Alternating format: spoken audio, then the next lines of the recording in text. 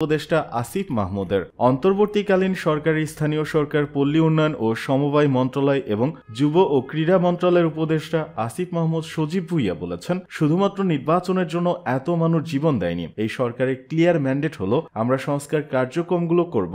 আপনারা জানেন আমাদের সংস্কার কমিশনগুলোর প্রায় 3 মাসের মতো সময় হয়ে যাচ্ছে। কমিশনগুলো প্রস্তাবনা দেবে, তারপর যারা স্টেক হোল্ডার আছে তাদের সঙ্গে কথা বলে সংস্কার কার্যক্রম বাস্তবায়ন করে একটা নির্বাচনের দিকে যাব।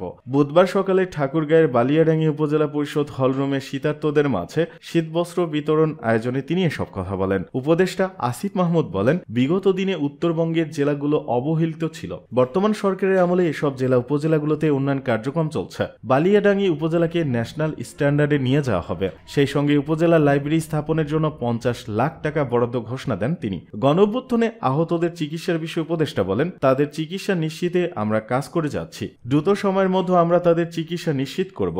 এদিকে শেখ হাসিনাকে ফেরত আনতে সর্বোচ্চ অগ্রাধিকার দিচ্ছে সরকার, মন্তব্য প্রেস সচিবের। সরকার যত দ্রুত সম্ভব শেখ হাসিনাকে দেশে ফিরিয়ে আনতে সর্বোচ্চ অগ্রাধিকার দিয়ে কাজ করছে বলে জানিয়েছেন প্রধান উপদেষ্টার প্রেস সচিব শফিকুল আলম। মঙ্গলবার রাজধানী ফরেন সার্ভিস একাডেমিতে আয়োজিত এক ব্রিফিংয়ে তিনি এসব কথা বলেন। বাংলাদেশের বিদ্যমান আইনের মধ্য থেকে যতটা দ্রুত সম্ভব শেখ হাসিনাকে দেশে ফেরত আনার বিষয় সরকার অগ্রাধিকার দিয়ে কাজ করছে। প্রেস সচিব বলেন, শেখ হাসিনাকে ফেরত আনতে আইনগত প্রক্রিয়া জোরে সোরে চলছে, তবে আইনি প্রক্রিয়ার জন্য একটা প্রয়োজনীয় সময়ের ব্যাপার আছে। আমরা বারবার বলছি শেখ হাসিনাকে দেশে ফেরত আনতে চাই। আশা করছি ওনাকে দ্রুত দেশে ফেরত এনে বিচারের সম্মুখীন করা সম্ভব হবে। উল্লেখ্য, শেখ হাসিনাকে ফেরত আনতে ইতিমধ্যে ভারত সরকারকে চিঠি পাঠিয়েছে বাংলাদেশ। গতকাল পররাষ্ট্র উপদেষ্টা মোহাম্মদ তৌহিদ হোসেন সাংবাদিকদের এ বিষয়ে বলেছেন, সাবেক প্রধানমন্ত্রী শেখ হাসিনাকে বিচারের সম্মুখীন করার জন্য বাংলাদেশ ভারতের কাছ থেকে তাকে ফেরত চাচ্ছে। এ বিষয়ে ভারতকে নোট ভার্বাল পাঠানো হয়েছে বলে জানান তিনি। শেখ হাসিনার শাসন আমলে মানবাধিকার লঙ্ঘনের ভয়াবহ চিত্র তুলে ধরে প্রেস সচিব বলেন, আমরা দেখেছি গত 15 বছরে শেখ হাসিনা অপরাধগুলো কতটা ভয়াবহ ছিল। পুরো পৃথিবী এখন তার অপরাধগুলো দেখতে পাচ্ছে। গুম কমিশনের রিপোর্ট বরাদ দিয়ে তিনি বলেন, গত 15 বছরে প্রায় 3500 মানুষ গুম হয়েছে।